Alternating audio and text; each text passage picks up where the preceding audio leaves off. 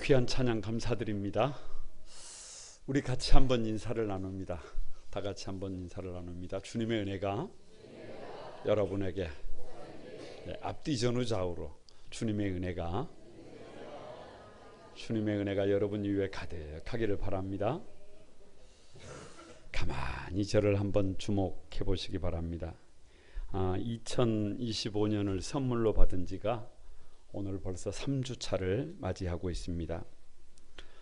지불장 무명지초라고 하는 말이 있습니다. 그냥 얘기하면 땅은 이름 없는 풀을 기르지 않는다, 그런 말입니다. 다시 말하면 이 땅에 있는 모든 것은 뭐를 가지고 있어요? 이름을 가지고 있습니다. 꼭 기억할 것은 이름 그 자체가 사명이 됩니다. 이 땅에 사명 없는 사람은 있다 없다? 사명 없는 사람은 없다. 그래서 그 사명 감당 여하에 따라 모든 것의 존재의 가치는 달라진다. 사도 바울은 일찍이 하나님의 부르심을 받았습니다. 그래서 사도로서 부르심을 받고 자신의 삶을 바꿨어요. 방향을 바꿨어요. 나를 위한 삶이 아니라 주님을 위한 삶으로 바꿨어요. 예수 그리스도의 주 되신 것과 그리고 내가 모든 사람의 종이 되는 삶으로 삶의 방향을 바꿨어요. 그리고 마지막까지 그 직임을 이루기 위해서 최선을 다해서 달려갑니다. 끝없는 훈련을 하면서 달려갑니다.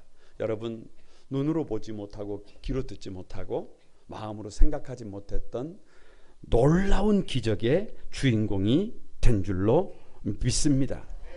그래서 우리 가운데 있는 말이 사명을 가진 자, 사명이 있는 자는 죽지 않는다, 그런 말이 존재합니다. 오늘 고린도전서 10장 13절 말씀을 우리 같이 한번 읽어봅니다. 시작. 사람이 감당할 시험 밖에는 너희가 당할 것이 없나니 오직 하나님이 미쁘사 너희가 감당하지 못할 시험 당함을 허락하지 아니하시고 시험 당할 즈음에 또한 피할 길을 내사 너희로 능히 감당하게 하시느니라. 자, 보세요. 여기 똑같은 명사 하나가 나오는데 감당이요, 감당입니다. 그런데 그냥 감당이 아니라 다 같이 능히 감당한다.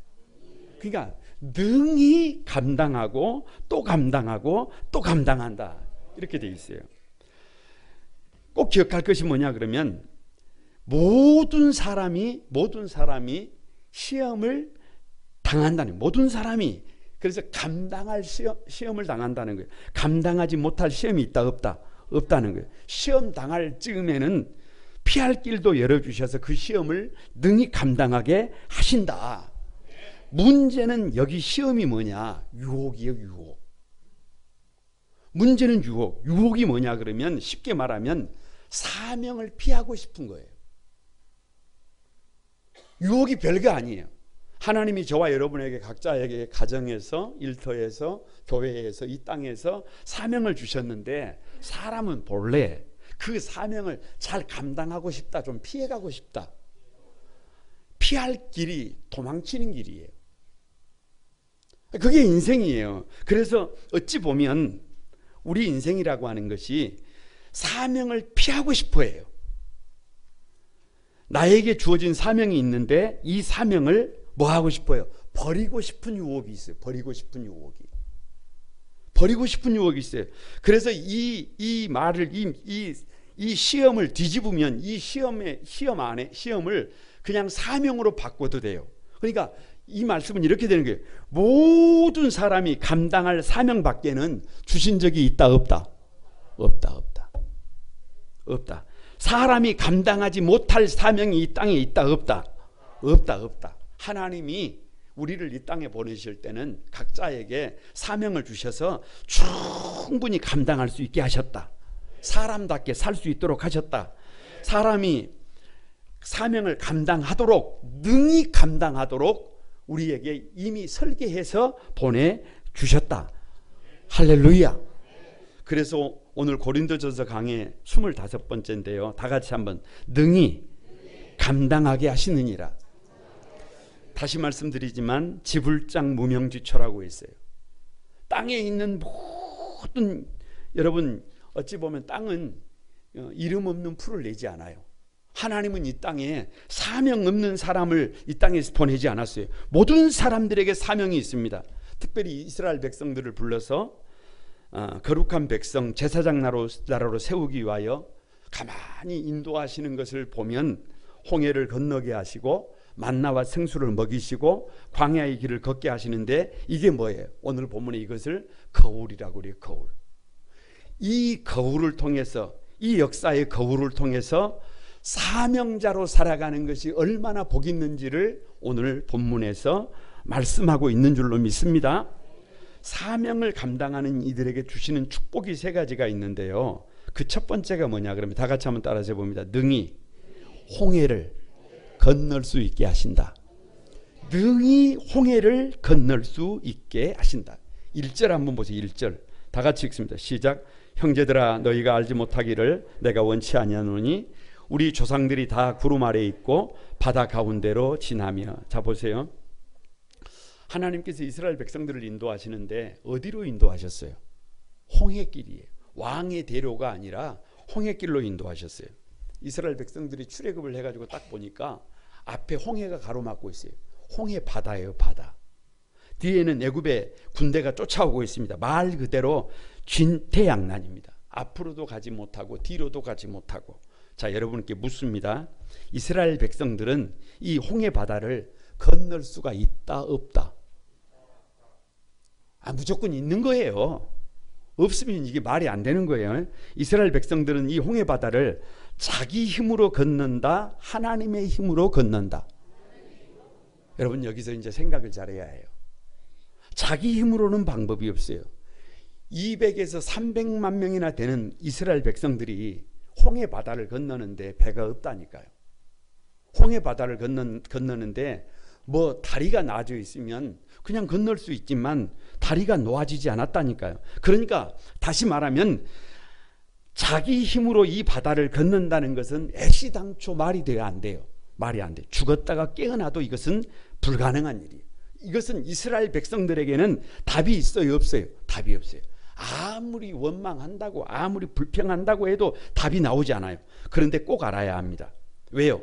오늘 이렇게 되어 있어요. 너희가 알지 못하기를 내가 원치 아니하노니 이렇게 말씀하고 계세요. 홍해 바다가 어떻게 갈라졌는지, 아멘. 홍해 바다가 어떻게 홍해 바다에 길이 났는지, 그 홍해 바다에 애굽의 군대가 어떻게 수장되었는지 이걸 알아야 해요. 이걸 알아야 믿음으로 살고 이걸 알아야 사명자로 삽니다. 이걸 알아야 믿음의 삶을 살아요. 그래야 누구 힘을 의지하지 않고 자기 힘을 의지하지 않고 하나님의 힘으로 살아가게 될 것을 믿습니다. 상징적인 표현이지만 이렇게 되어 있어요. 우리 조상들이 다 어디에 있다? 구름 아래 있다. 다 같이 구름 아래 있고. 여러분 우리 교회가 이 안에 인테리어를 할 때 천장을 보시면 여기가 이렇게 라운드가 이렇게 지어져 있어요. 이게 뭐냐? 이게 구름이에요. 구름을 형상화한 거예요. 그러니까 왜 구름이냐 그러면 이 출애굽기를 가만히 보면 구름은 성령님이에요. 그러니까 앞에도 길이 막히고 뒤에도 길이 막혔지만 버려진 고아가 아니라는 거예요. 누가 덮고 계신다는 거예요. 성령께서 덮고 계신다는 거예요. 비록 길이 없는 것처럼 보이지만 뒤에는 애굽의 군대가 쫓아오는 것처럼 보이지만 성령의 품 안에 있습니다. 우리는 버려진 존재가 아닙니다. 그래서 이스라엘 백성들이 다 같이 바다 가운데로 지난다. 그 바다를 마른 땅같이 건너게 된 것을 믿습니다. 이게 믿음의 삶이에요.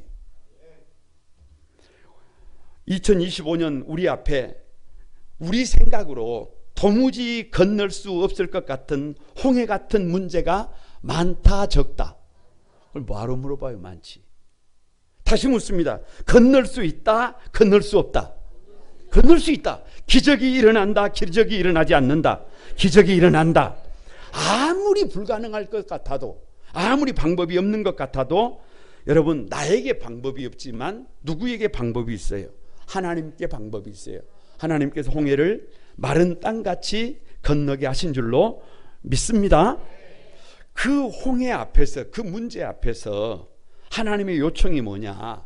출애굽기 14장 13절에 이렇게 되어 있어요. 같이 한번 읽어봅니다. 시작. 너희는 두려워하지 말고 가만히 서서 여호와께서 오늘 너희를 위하여 행하시는 구원을 보라. 가만히 서서 보래요. 아무것도 하지 말고 그냥 가만히 서서 이렇게 보면 되는 거예요? 그런 게 아니에요. 아무것도 하지 말라는 것이 아니라 여기 가만히 서서는 당당히 서라는 거예요. 당당히. 문제 앞에서 쫄지 말고, 문제 앞에서 겁먹지 말고, 문제 앞에서 두려워하지 말고 당당하게 서서 하나님께서 어떻게 일하시는지를 보라는 거예요. 왜요? 하나님은 살아계신 하나님입니다. 여러분, 우리 생각 속에 갇혀있는 관념의 하나님이 아니에요. 두 눈을 시퍼렇게 뜨시고 앞에서 이끄시고 뒤에서 밀고 좌우편에서 보호하시는 하나님이심을 믿습니다. 지금도 일하고 계시는 분이심을 믿습니다. 다 같이 와, 홍해가 갈라진다. 다시 한번 기회를 드립니다. 와, 홍해가 갈라진다. 여러분, 예수님을 믿으면 우리 앞에 어떤 문제가 가로막아도 여러분 넘을 수 있어요. 질병 가운데 있습니까? 가난 가운데 있습니까? 여러분 학력이 문제가 있습니까? 도대체 여러분을 주저앉게 하는 문제가 도대체 무엇입니까? 마태복음 8장에서 9장을 보면 예수님께서 10가지 기적을 일으키세요. 10가지예요. 10가지. 몇 가지라고요? 10가지. 만수예요. 만수. 그 10가지 안에 이 세상의 모든 문제가 그 안에 함축되어 있어요. 그래서 앞자만 붙이면 이렇게 돼요. 문백배 풍가 중야 혈두뻥이라. 다 같이 한번 해보세요. 시작. 문백배 풍가 중야 혈두뻥이라. 10가지 안에 이 세상의 문제라고 하는 문제는 그 안에 다 들어있는 거예요. 묻습니다. 이 10가지 문제를, 세상의 모든 문제를 예수님께서 해결하신다? 해결하지 못하신다? 무엇을 두려워해야 해요? 무엇을 쫄아야 해요? 무엇 때문에 주저앉아 있어야 해요? 여러분 마태복음 11장 28절에 수고하고 무거운 짐진 자들아 다 내게로 오라 내가 너희를 쉬게 하리라 라고 말씀하셨습니다. 홍해를 넘을 수 있다, 홍해를 넘을 수 없다. 홍해를 넘을 수 있다. 문제를 극복할 수 있다, 문제를 극복할 수 없다. 있다. 누가 사명이 있는 사람은 자기 힘으로 사는 사람들이 아니에요. 사명을 가진 사람들이 나는 그 일을 못하는데, 나에게는 방법이 없는데, 나는 자격이 안 되는데, 이건 이상한 사람이에요. 처음부터 하나님께서 사명을 주실 때는 누구의 힘으로 살라는 게 아니에요. 나의 힘으로 살라는 것이 아니라 하나님의 힘으로, 하나님의 능력으로, 하나님의 힘과 능력을 의지해서 사명을 감당하라고 부르신 줄로 믿습니다. 2절을 한번 읽어봅니다. 2절 시작. 모세에게 속하여 다 구름과 바다에서 뭐를 받고? 세례를 받고. 바울은 이 홍해를 건너는 사건을 이스라엘 백성들의 세례 사건이라고 말을 합니다. 여러분, 세례가 뭐냐 그러면 별거 없어요. 세례는 옛사람은 물속에 들어가서 죽고 나올 때 새 사람으로 나오는 거예요. 새 사람으로. 백문일답입니다. 정답은 세례예요. 뭐라고요? 네, 세례입니다. 이렇게 말하면 돼요. 이스라엘 백성들이 홍해를 건너는 것이 뭐예요? 그냥 세례예요. 세례. 홍해를 건너는 순간에 애굽에 살던 옛사람은 죽고 이제 새 사람이 되는 것을 뭐라 그래요? 그걸 세례라고 한다니까요. 율법으로 살던 사람, 그렇게 딱딱하던 사람이 은혜로 사는 것을 보고 뭐라 그래요? 그걸 세례라 그래요. 애굽에 노예된 사람은 죽고 이제 하나님의 제사장 백성으로 살아가는 것을 뭐라 그래요? 그걸 세례 사건이라 그래요. 그러니까 예수 믿는 사람은 누구든지 다 받는 것이 뭐예요? 다 세례예요. 다 세례. 예수 믿는 사람은 전부 다 세례를 받아요. 혹시 내가 오늘 세례를 받지 않았다, 손 한번 들어보세요. 한번 보려고 그래요. 세례를 받지 않았다, 손 한번 들어보세요. 별로 없잖아요. 있기는 있는데 별로 없어요. 무슨 말이냐? 모든 사람이 받는 것이 세례라고 한다면 누구든지 예수 믿기만 하면 홍해 바다는 건널 수 있다, 없다? 있다. 누구든지 예수 그리스도 안에 있는 사람들은 우리 앞에 놓여 있는 문제를 돌파할 수 있다 없다? 있다. 지금 그 얘기를 말씀하시는 겁니다. 왜요? 홍해를 건너야 더 이상 애굽에 속한 종이 아니라 이제는 하나님께 속한 하나님의 백성들이 되는 줄로 믿습니다.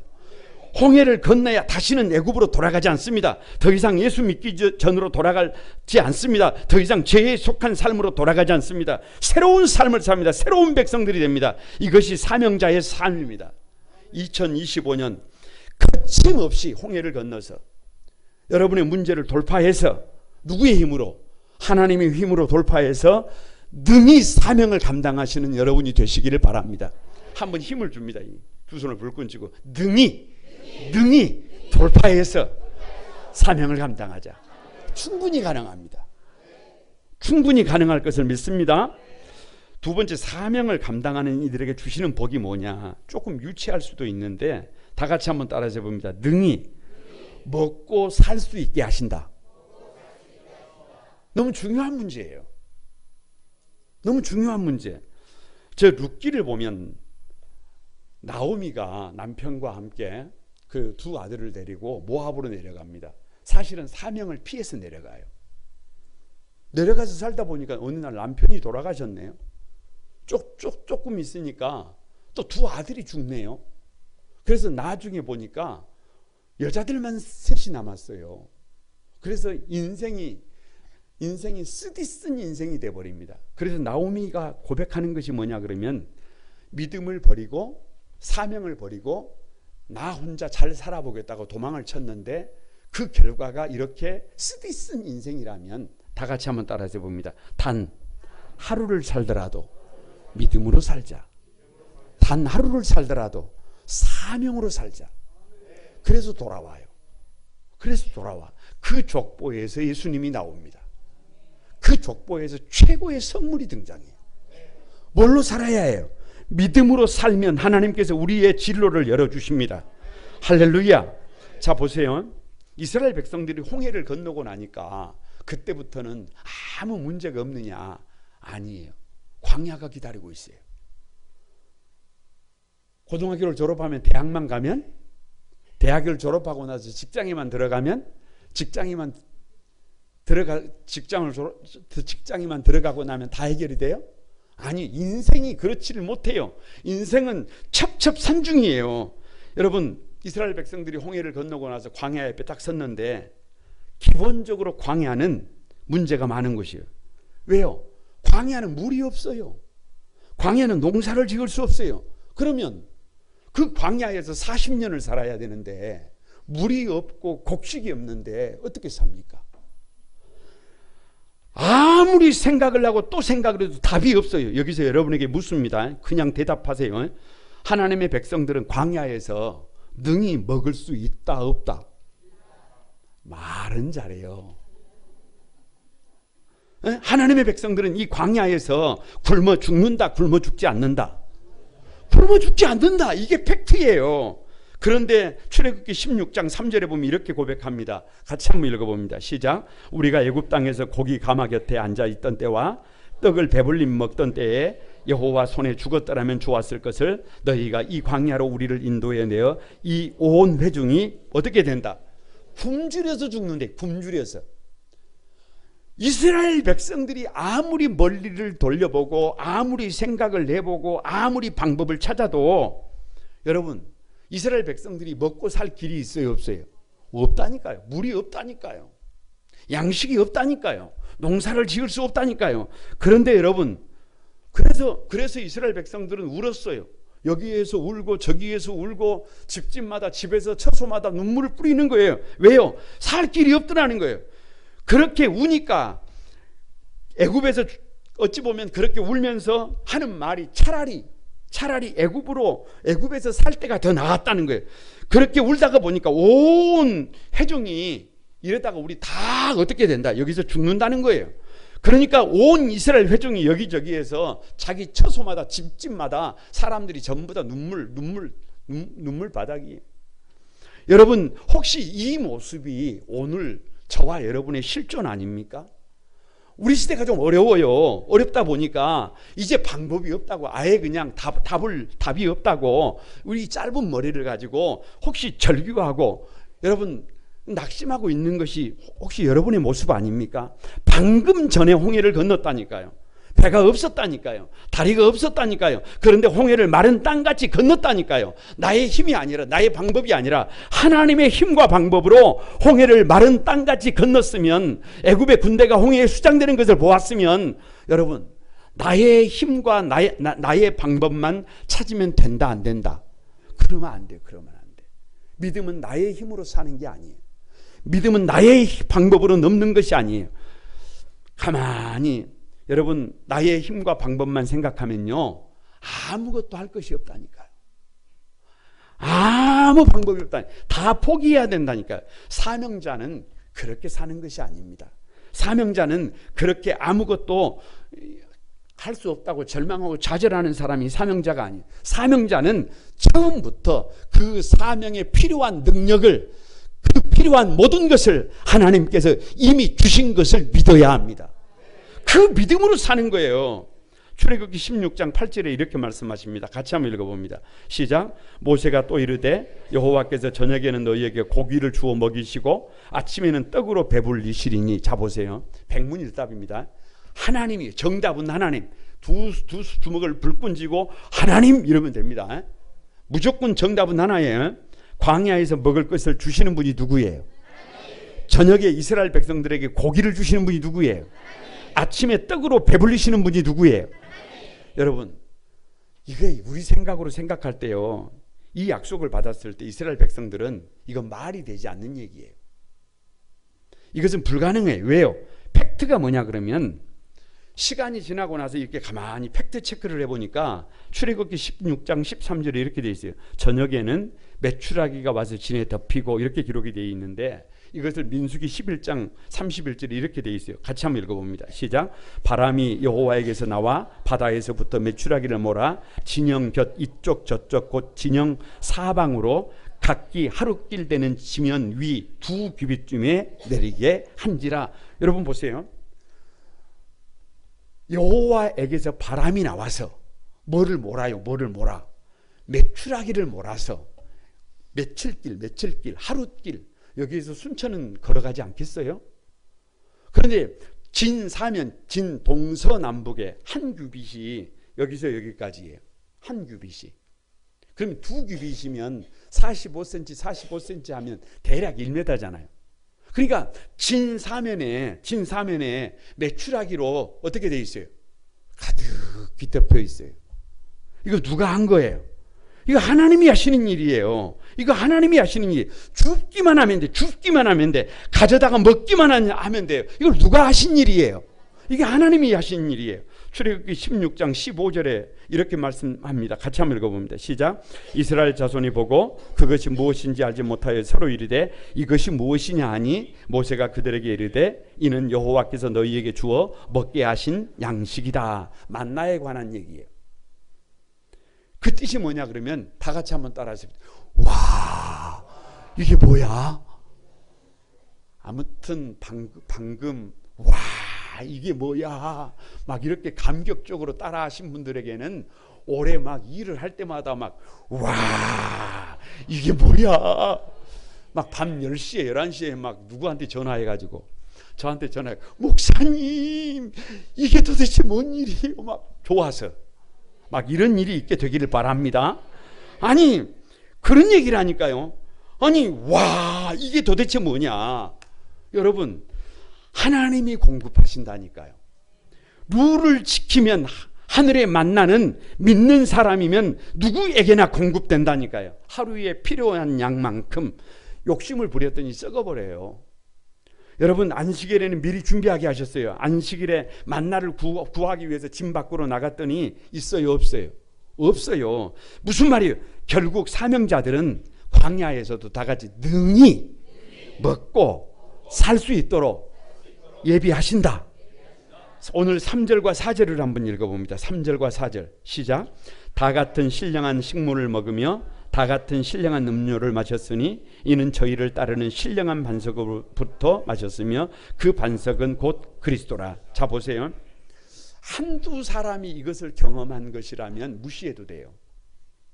그런데 한두 사람이 아니고 이스라엘 백성들이라면 누구나 다 같이 경험한 거예요. 믿음이 좋은 그 사람 누구만 경험한 것이 아니라 오늘 본문에 다 같이 다 같이 올 누구나 앞뒤 전후 좌우로 한번 둘러보세요. 어느 특정한 누구를 말하는 것이 아니라 올이라니까, 다라니까, 누구나라니까. 그래서 이는 비코우지 저희를 따르는 신령한 방석으로부터. 저희가 누구예요? 예수 그리스도예요.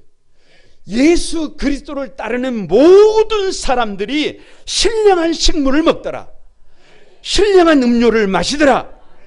여러분, 예수님은 이렇게 말씀하셨어요. 무엇을 먹을까, 무엇을 마실까, 무엇을 입을까 염려를 하지 마라. 염려하지 말아라. 이것은 다 누가 구하는 것이다? 이방인. 예수 안 믿는 사람들이 이것을 구하는 것이지, 우리 주님께서는, 너희 하늘 아버지께서는 이 모든 것이 다 같이 누구에게 여러분에게 있어야 할 것을 이미 알고 계신다. 이미 알고 계신다.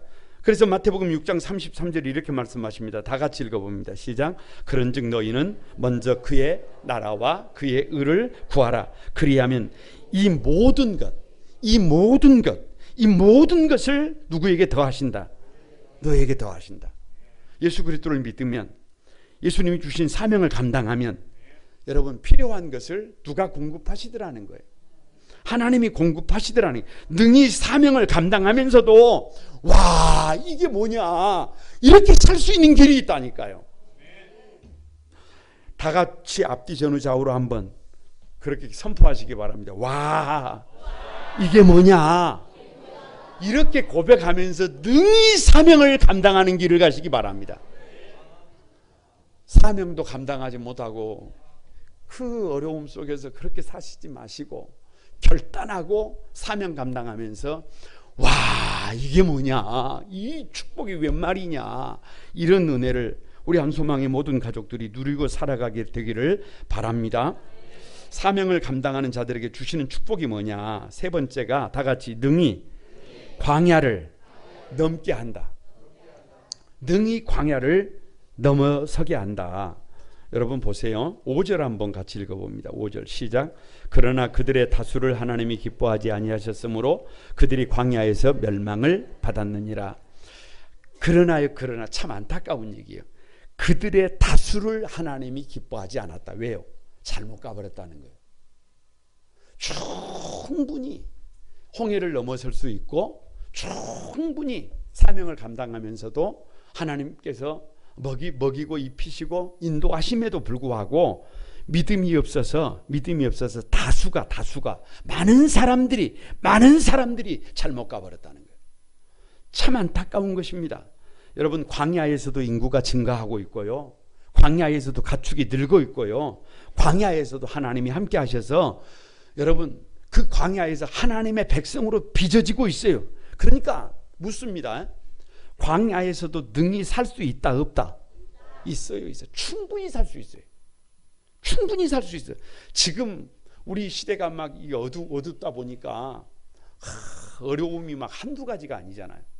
아무리 어두움이 창고를 해도 다시 여러분에게 묻습니다. 능히 복된 삶을 살 수 있다 없다? 그냥 있는 정도가 아니에요. 충분히 살 수 있어요. 충분히 살 수 있어요. 지금 여기에도 우리에게 주어진 사명을 능히 감당할 수 있다 없다?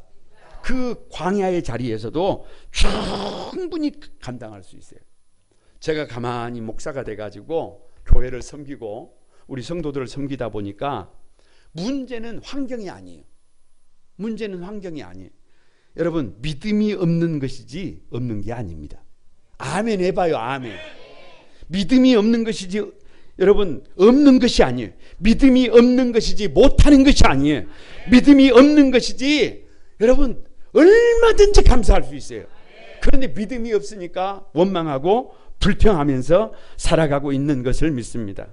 왜 다수의 많은 사람들이 광야에서 넘어지고 어찌 보면 멸망했느냐, 그 원인을 7절부터 얘기하고 있는데 첫 번째가 우상숭배예요. 여러분 7절 한번 읽어보세요. 다 같이 읽습니다. 시작. 그들 가운데 어떤 사람들과 같이 너희는 우상숭배하는 자가 되지 말라. 기록된 바 백성이 앉아서 먹고 마시며 일어나서 뛰논다 함과 같으니라. 자 보세요. 그냥 시간이 없으니까 간단하게 물을게요. 여러분은 이 광야에서 최고의 우상이 뭐라고 생각하세요? 뭐 금송아지일까요? 그런 거 아닙니다. 광야는 없는 곳이잖아요. 다 같이 한번 없고 이게 문제예요. 없어요. 그러니까 없으면 따라오는 게 뭐예요? 다 같이 못하고 이것도 못하고 저것도 못해요. 없는데 뭘 해요? 못하면 세 번째 따라오는 게 뭐예요? 왜 원망하고 불평하는 거예요. 왜 다른 사람은 다 저렇게 사는데 왜 나는 이렇게 사느냐는 거예요. 원망하고 불평하는 거예요. 여러분, 광야의 최고의 우상은 뭐냐 그러면 믿음이 없어서 없다는 거예요. 나는 없으니까 못하고, 나는 못하니까 이렇게 원망하면서 살 수밖에 없다고 하는 이 절망이 최고의 우상이에요. 이 흉악의 결박을 우리 한소망의 가족들이 깨뜨리게 되기를 바랍니다. 믿음이 있으면 이 우상은 능히 극복할 수 있어요.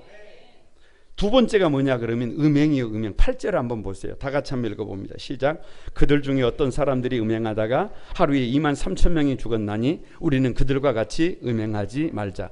다시 묻습니다. 간단하게 음행이 뭐예요? 음행 별거 없어요. 하나님보다 더 사랑하는 것이 음행이에요. 신부가 신랑보다 더 사랑하는 것이 있으면 그게 음행이에요. 그걸 성경은 세속화라 그래요. 하나님의 백성들이 하나님을 사랑할 때 마음을 다하고 목숨을 다하고 힘을 다하여 주 너희 하나님을 사랑해야 합니다. 그런데 하나님 사랑보다 세상을 더 사랑해요.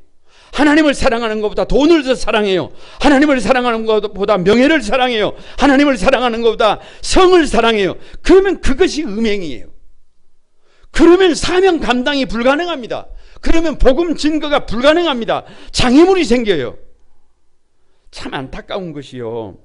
이 음행의 사건이 어디에서 발생하느냐 그러면 이스라엘 백성들이 광야 40년을 이렇게 길을 가는데 마지막 진을 쳤던 데가 어디냐 그러면 시딤이에요.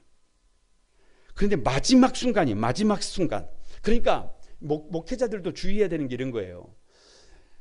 처음에 목회를 시작해가지고 마지막까지 잘 간다니까요. 그런데 꼭 뭐 할 때가 되면 마지막 은퇴 시즌이 되면 꼭 교회를 누구에게 물려준다든지, 아니 꼭 마지막에 욕심을 부린다든지, 그게 음행이에요. 음행. 누구보다 하나님보다 물질을 더 사랑하는 거예요. 하나님보다 더 가치 있는 것에 우선을 둔다니까요. 그래서 결국은 어떻게 돼요? 하루에 23,000명이 죽어요. 세 번째 문제가 원망과 불평의 문제입니다. 10절 한번 읽어봅니다. 다 같이 읽어봅니다. 시작. 그들 가운데 어떤 사람들이 원망하다가 멸망시키는 자에게 멸망하나니 너희는 그들과 같이 원망하지 말라. 그러니까 이스라엘 백성들의 잘못된 특징 중에 하나가 뭐냐 그러면 어려움이 있을 때 누구를 보면 되는데, 하나님을 보면 되는데, 믿음을 가지면 되는데 원망한다니까요. 책임을 다른 사람들에게 전가시킨다니까요. 대표적으로 고핫 자손이 모세와 아론에게 원망하고 불평하다가 땅이 입을 벌려서 그와 함께한 250명을 그냥 삼켜버리잖아요. 고린도 교회를 보세요. 고린도 교회를 가만히 보면 바울에게 끝없이 원망합니다. 불평합니다. 광야의 이 3대 문제는 여러분 묻습니다. 믿음이 있으면 넘을 수 있다 없다? 넘을 수 있다. 그래서 6절에 이렇게 말합니다. 같이 한번 읽어봅니다. 시작. 그런 일은 우리의 거울이 되어 우리로 하여금 저희가 악을 즐겨한 자같이 즐겨하는 자가 되지 않게 하려 함이라. 여기 거울이 뭐예요? 여기 거울이 뭐냐? 역사예요. 역사. 이 다시 말하면 성경에 있는 이 일들을 통해서 본보기로 삼아서, 거울로 삼아서 나에게 적용하라 그 말이에요. 다시 말하면 실패한 사람들, 실패한 역사를 보면서 이렇게 우상 숭배하면, 우상이 뭐라고요? 나는 없으니까 나는 안 돼, 나는 못해, 나는 불가능해. 에? 그래서 여러분 절망하고 좌절하고 그렇게 주저앉아 있으면, 음란하면, 원망과 불평하면 답이 나와요, 안 나와요? 안 나온다니까. 안 나온다니까요. 그런데 믿음이 있으면, 믿음으로 사명을 감당하면, 죄송합니다, 한번 따라하시기 바랍니다. 홍해도 갈라지고 만나와 메추라기로 채우고 광야의 문제를 넘게 하신다. 아, 나 같은 사람도, 부족한 사람도 믿음으로 살면 이것이 충분히 가능하구나. 그래서 여러분, 에드워드 힐리카가 하는 말이, 다 같이 한번 따라서 해봅니다. 역사는 과거와 현재의 끊임없는 대화다. 그러니까 성경을 통해서 실패한 사람들을 가만히 불러내서 그들과 대화를 해보란 말이에요. 왜 무너졌는지. 아니, 성공한 사람들을 불러내서 대화를 해보란 말이에요. 어떻게 이겨낼 수 있었는지. 그래서 본보기로 삼고 깨우침을 받으라는 거예요. 여러분, 조지 산타나가 이렇게 말합니다. 다 같이 한번. 역사로부터 교훈을 얻지 못한 자, 그 역사를 되풀이한다. 그러니까 성경에서 실패한 사람들의 역사를 본보기로 삼고 교훈을 얻지 못하면 누구도 또 그 길을 간다. 또 나도 그 길을 간다. 그러나 성경에서 성공한 사람들의 얘기를 가만히 들으면서 그 사건을 누구의 사건으로 만들면, 나의 사건으로 만들면 누구는 나는 충분히 이 시대를 어떻게 살아갈 수 있다, 복 있는 삶을 살아갈 수 있을 것을 믿습니다. 바라기는 한소망의 모든 가족들이 2025년 올 한 해 선물로 받은 이 2025년을 사명을 감당하면서도 도망치지 말고, 여러분, 도망치면 바람을 던진다니까요. 도망치지 말고 사명을 감당하면서도 다 같이 한번 힘을 딱 주고, 능히 홍해도 건너고, 능히 먹고 살고 돕고, 다시 능히 광야 같은 세상에서도 승리하면서 살자. 그 복 있는 주역들이 여러분이 되시기를 주님의 이름으로 축복합니다. 우리 찬양하면서 기도하겠습니다. 나의 피난처 되신 예수,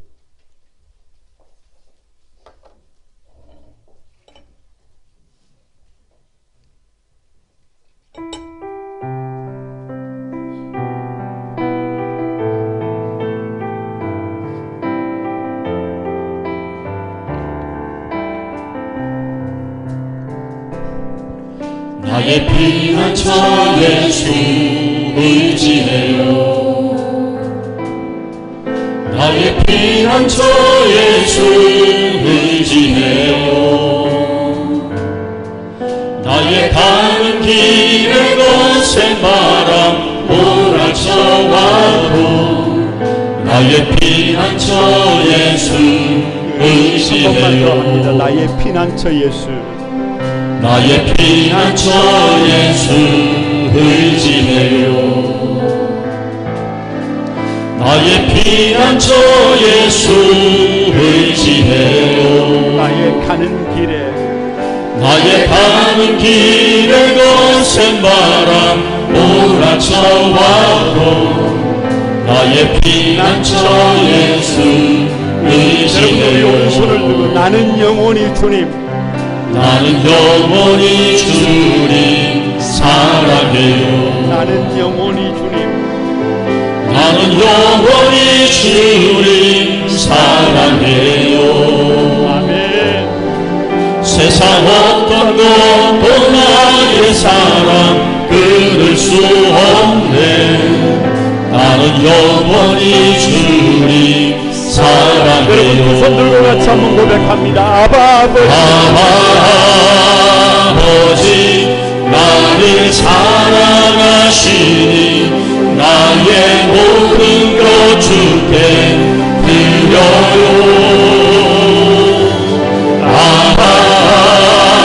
아버지, 내가 여기 있으니 주님 영광 위하여 서주세요.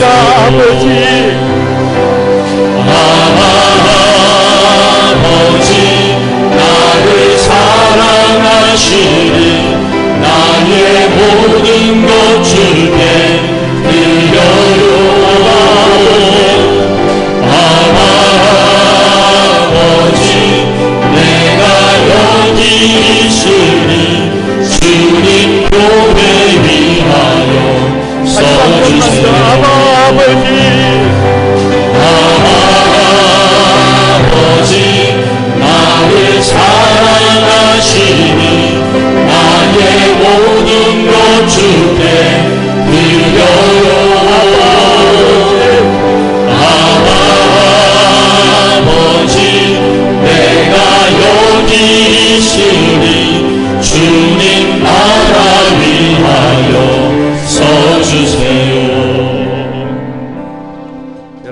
같이 한번 결단하고 기도하십시다. 사도 바울은 삶의 방향을 바꿨습니다. 나를 위한 삶이 아니라 주님을 위한 삶으로 바꿨습니다.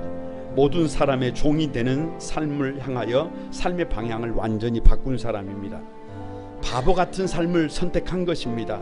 그런데 시간이 바울의 편이 됩니다. 바울이 가는 곳에 하나님이 일하십니다. 여러분, 우리도 마찬가지입니다. 하나님이 우리를 부르셨습니다. 우리 앞에 수없는 시험이 있습니다. 능히 감당할 수 있는 줄로 믿습니다. 그 시험은 다른 것이 아니라 사명입니다. 사명. 하나님이 우리에게 주신, 각자에게 주신, 가정에서, 일터에서, 교회에서 주신 그 사명, 우리는 능히 감당할 수 있습니다. 사명을 감당할 때 하나님은 홍해를 건너게 하십니다. 사명을 감당할 때 능히 먹고 살 수 있게 하십니다. 사명을 감당할 때 광야의 어떤 문제도 넘어설 수 있게 하실 것을 믿습니다. 2025년 우리 각자에게 주신 사명 능히 감당하고 하나님 앞에 영광 돌려드리는 삶을 위하여 여러분, 오늘 주신 말씀 부여잡고 우리 다 같이 한번 주여 삼창하고 결단하면서 하나님 앞에 동성으로 기도하겠습니다. 다 같이 한번 기도합니다. 주여, 주여, 주여. 거룩하신 주님, 아버지, 우리를 부르셔서 거룩한 나라, 제사장 나라, 거룩한 백성, 하나님의 소유로 세우시기 위하여 우리를 인도해 가십니다.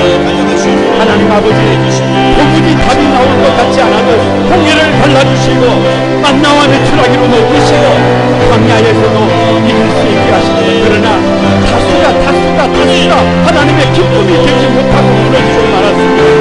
2025년 올 한 해 아버지, 우리 거룩한 구원 소망교회 모든 성도들이 오늘 주신 말씀 아버지 부여잡고 능히 감당할 수 있는, 능히 사명을 감당할 수 있는, 능히 각자의 자리에서 하나님 앞에 영광 돌려드릴 수 있는 복 있는 삶을 살아낼 수 있도록 힘을 더해 주시옵소서. 은혜를 더해 주시옵소서. 거룩하신 주님, 감사드립니다. 2025년 선물로 우리에게 주셨습니다.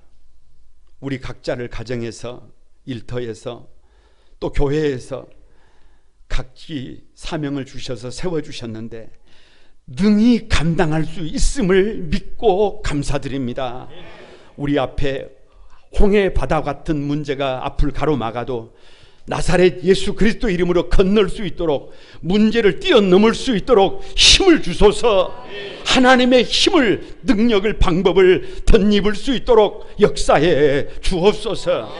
아무리 어려워도, 아무리 방법이 없는 것 같아도 사명을 가만히 감당하며 달려갈 때 능히 여호와 이레의 하나님, 먹고 살 수 있도록, 도울 수 있도록, 섬길 수 있도록 길을 열어 주옵소서.